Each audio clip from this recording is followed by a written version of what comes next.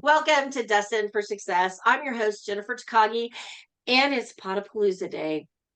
I love Potapalooza Day because I get to meet, interact, and visit with people I probably wouldn't have had the opportunity to meet before. Our next guest is Kathy Baldwin. I'm so excited to hear what she has to say. Kathy, welcome to the show. Jennifer, I am so excited to be here with you. That just thrills me to death. So, how do you show up in the world? And tell us a little bit about yourself, what you do, and how you can help me be more successful.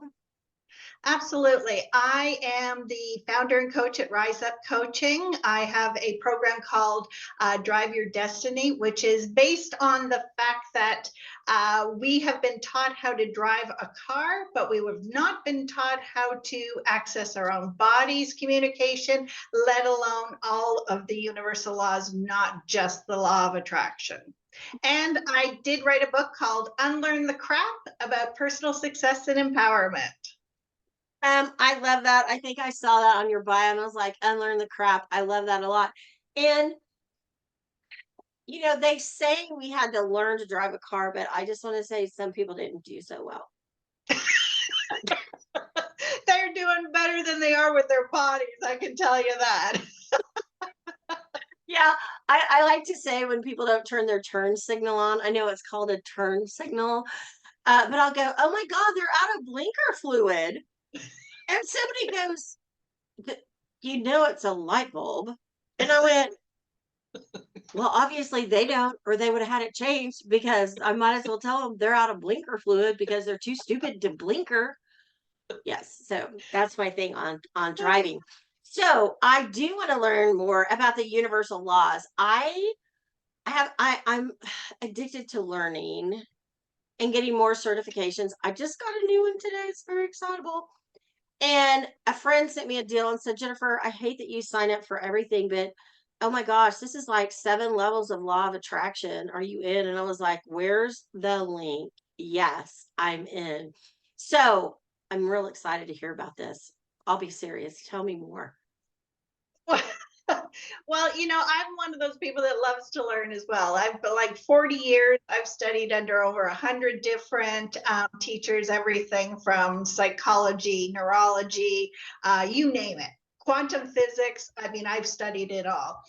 And what I realized is, especially after The Secret, is people talked about the law of attraction, but they didn't talk about the other 11 laws. And you cannot just pay attention to the one and think it's all going to work. It is a complete package. And so actually, I think the law of attraction is more of a result. It's not a cause. And so my favorite laws of attract, or my favorite universal laws, are the ones that I can actually have real effect on. So law of relativity, law of polarity, law of gestation, law of compensation. These are laws that really change how you show up and be successful in the world. All right. So what's the first one I need to do and implement, and how do I do it? And can I do it before my next interview? Yes. Absolutely. I'm in the quick step. You don't know this about me, but I've deemed myself the 12-minute success coach, because I can help you break your goals into small increments so that you can do them in 12 minutes or less and get momentum. Also, I do energy healing, and it's very fast. So it's like 12 minutes or less. So yeah, go for it. What's the first thing I really need to incorporate? Because I'm ready. I have my pen and paper at hand. Okay, well, the first one's the law of relativity. Einstein talked about it as far as the time-space continuum. The way I talk about it is everything is true when it's relative to something else. So if you've ever heard of married couples at an event, and they will describe it totally different. Nobody's wrong, everybody is right. It is all perspective. So when we have beliefs and stories that are disempowering to us, we have the ability to look at it from 360 degrees and find a story that works for us because they're all true. So why are we carrying around disempowering beliefs and thoughts when we can pick which one we want? And now it's just a question of, is it empowering or is it disempowering? And so that's one of them. Same with expectations. So many times people quit. You know that saying, 3 feet from gold, that Napoleon Hill came up with? Yeah. Well, so many people think it's supposed to be like this, or it should have happened by now. And they don't understand that the law of compensation says that it doesn't matter how much we put in, we will get back equally or more what we've put in to the value of in our world. So you can think that it was supposed to have happened by now, but that's like saying a baby should only take 6 months. Okay, so let's be real. How much time did you spend watching the Netflix when you could have been working on your business? I mean, it impacts it somewhere. It happens. Absolutely. And Absolutely. We make choices and we go in and out of alignment. And when we understand that we can take our own perspective and figure out what's working for us. Like, you've got the goal set, and mine are all about how you understand the mechanics of your body when it says you're out of alignment, or you're going the wrong way. You just got to listen. But we've never been taught. you do when you mentioned gold, like all I can think about is Olympics and like gold medals. And it's very interesting that somebody will think that they lost because they didn't get gold. But like, how many of us even make it to the Olympic trials, much less a team, just even the trials? They're so hyper focused. They're hyper focused on what they're doing. Every bite they take, they did not have potato chips at the break. Like, they did not. They've not had a potato chip in 20 years, probably. But right, like, so what do we do? What are our choices? And Kimberly Crow, who is one of the co-creators of Potapalooza that brought us together, so fun. She has a book out called Shift Your Narrative. Mhm. And it's like, yes, that is true, but what else is true also? And one of her examples is, I'm the oldest child. I'm personally not, but this is an example. I'm the oldest child. I was responsible for all my siblings. I had to do everything. My mom just dumped it all on me.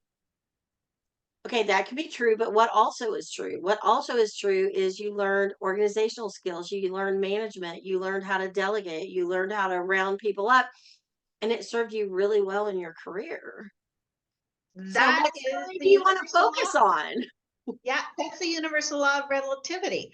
I was a child of a teenage pregnancy in the 60s.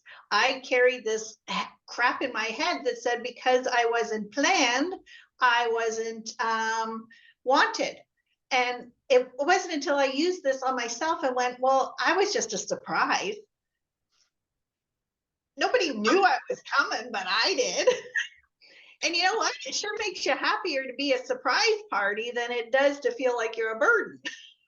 Well, I'm the youngest of four, and my brother was the oldest, and then there are three of us girls, and my oldest sister, the second child, oldest girl, has said my whole life, she's 8 years older than me, and she has always said, you were born 100. Well, now that I've done like a lot of spiritual work and a lot of, what does all this mean and how am I going to show up in the world, for myself, it was, I was born 100 because I have been in charge of the family pretty much my whole life. Like, even though I was the youngest and my parents were there and I adored them. And when they died, it was catastrophic. It was just heart wrenching. But if they were in the hospital, I was the one signing the papers. If something had to be done, I had to tell them, like, I really was in charge. And I'm pretty comfortable with that role. Like, don't take it away from me. I'm not even gonna bitch about it. Like, it's mine. I own it. And that's fine. But I could have looked at it as the biggest burden ever. I Yeah. tease some of my nieces because they're like, I'm the favorite, I'm the favorite. And I'm like, girls, there a lot of responsibility comes with being the favorite. But it is all perspective and how we interpret the story. So why are we carrying around crap that's taken us down a path that we don't want to go? Well, the question is, like I love Dr. Phil. I think he's so funny on how he says things sometimes. But it's like, how's that working for you? How does that work? Yeah. And so many people look at it as, but I have no choice. I don't have any, this is the way I've born. This is, you don't understand where I came from. And that the whole thing is that, especially right now, this is my soapbox, okay? We are in the middle of huge transition. AI, automation, our systems are failing. The world is changing.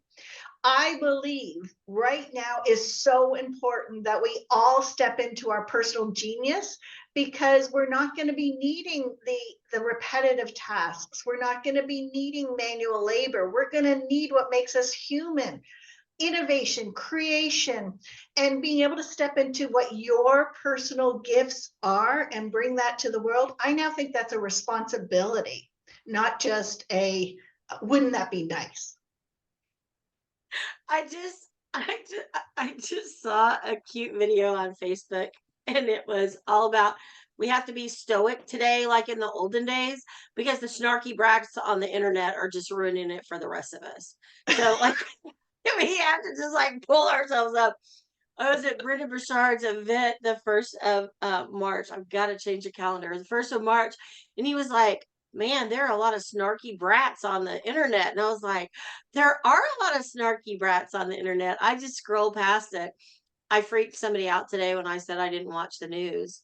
And like literally, she almost got whiplash. Like, what? And I was like, oh, I don't need to watch the news. And somebody else went, that's true. She does not. And I said, why do I need to watch the news? You're going to tell me what's happening. Like, I don't. Then I can I don't watch research the what news I either. want. Like I have not missed any important things that have gone on in the world. Somehow it's all come. somebody tells me. Absolutely. Somebody tells me. Okay, so relativity. So uh I'm gonna say this very poorly, and then I want you to fix it and say it right. Okay. So let's pretend I'm not happy in my life. It's not true at all, but let's pretend I'm not happy and I'm in a victim mindset. But I heard this podcast, Destined for Success, and I thought, well, maybe I am destined for more. But I really am a victim and it really happened and my life really does suck. Now what? Yep, you're right. That's exactly the way it is. Do you want us to keep it that way? Because there are so many other choices. And for you to die with the regret of carrying that story around, when I can help you figure out how to do it the other way, where it becomes empowering. Yes, we've been told a lot of disempowering stuff. That's why my book is Unlearn the Crap. It's all about the stuff that we've been told. We've been purposefully disempowered. It is so that we stay in conformity, so that we stay as consumers and workers. You have been programmed. Do you want to unprogram? I love the way you said that and put that together. And we have a choice. Is that story serving me? If I am the victim, what do I win? What do I get out of that? And then if I want to get a whole bunch more, I can, as one of my mentors says, I can step out of that story. Uh, Absolutely. and another one that I've heard that is helpful to me, sometimes stepping out of the story is too big for me, and having a different perspective is like a little too big, a little too much, a little too scary. And you throw the word willing in there, and now it's a whole new reasonable game. I'm willing to look at other possibilities. I'm willing to consider that I learned lessons from that horror, whatever it was. And now it's making me a better person. Like now I can Abs- step into something else. Absolutely.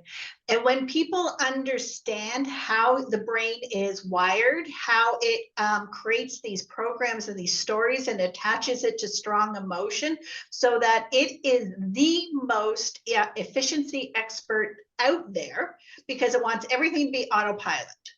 And autopilot is only for survival. Are you still breathing? That's all your brain wants to know. Are you still alive? And if you can now understand that that's the way your brain is wired, and fear only means you're in the driver's seat, not the passenger seat. Well, if you want to drive, then you kind of want to be in the driver's seat. You don't want to be on automatic pilot, right? And so fear, we've been taught, means danger. Well, fear just means look out, pay attention. You're not on autopilot anymore. Just pay attention. I'm not driving. I love that so much. And I have some friends who claim to have terrible memories. And I say, you don't have a terrible memory. You just aren't paying attention to what you're doing. So there's no way to remember because you're not paying attention. And so tell me, as we're, winding up our time, I've recently heard in the last few years, multiple times, if you keep sharing your story with all the emotion that comes with it, and as speakers and trainers and coaches, we have to share our stories and the bad things that happen. And I try to do that as little as possible, just enough for you to want to come play with me, but I don't need to give you all the gory details. But there is a belief system out there, it seems to me, that if you repeat the horror stories in all the emotional impact with it, that you just create more of that in your life. Can you speak Absolutely. to that? Absolutely. There's parts of our brain that are determined to make sure that we're right. We've got an amygdala and a reticular activating system. We've got all these things that are made for us to be right. You got to be really careful what you want to be right about.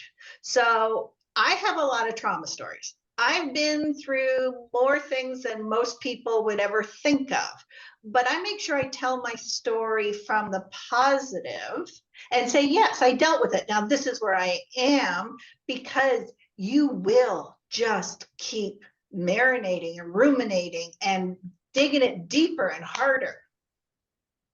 And keeping it It's the there. right. And, like you, I do have those horror stories.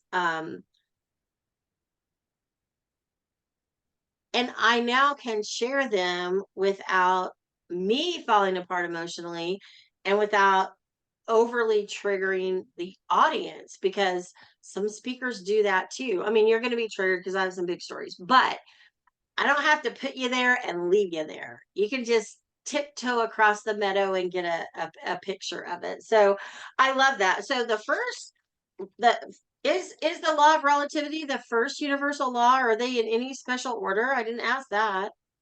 Well, I put the first three as being the universal law of oneness, the law of energy, and the law of vibration, because everything is vibration and everything is energy. So it's what are we aligning with? And so if you want to align with the law of attraction, you got to figure out what you are emanating out, because that's what you're going to attract back in.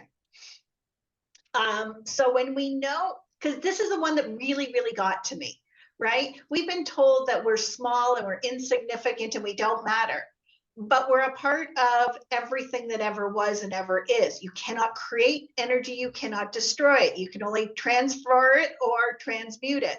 So if you are made of that, how can you be so special that you're different than everything else? It's crazy. All right. I don't think I got those. Number one is oneness. Number two is Uh, Oneness, energy, and law vibration. okay. Oneness, energy, vibration. And then we spent most of our time on relativity because that's something we can consciously decide. Yes. I mean, all of them we can to varying degrees, whatever, but relativity, like that can really change how you show up in the world. Oh my gosh, this has been so good. So I do believe you have a free gift for our audience. What is that? I do. For anyone who's trying to figure out how many universal laws are they aligned with or misaligned with, I do have an assessment that they can go on and get a really clear idea. And then afterward, I offer a clarity call where I can help you identify the universal laws that you're out of alignment with. And like you, I'm an energy healer. We don't need to dig up bones. We do not need to be re-traumatized, you know? We can just cut the cords. Let's do that. Okay, so do you have an easy way for us to get the assessment, or do we need to just drop them in the show notes? Well, it's under unlearnthecrap.com, which is the name of my book, backslash breaking hyphen burnout. But I'll give it in the show notes as well. Breaking hyphen burnout. I love that. I love that. Gosh, I loved our time together today, Kathy. Me too. It was worth the wait. This has been great. So, do you have any last words for our audience as we close out this episode? One I always say is The Wizard of Oz, when Glenda said, Dorothy, you've always had it within you. There is nothing that we are lacking. We have everything we need. The only thing is information and knowledge. So if your life isn't turning out the way you want, then get the information, get the knowledge, because that's the only thing you're missing. I love that. Thank you for your time. Thank you. I'm Jennifer Takagi with Destined for Success, and I look forward to connecting with you soon.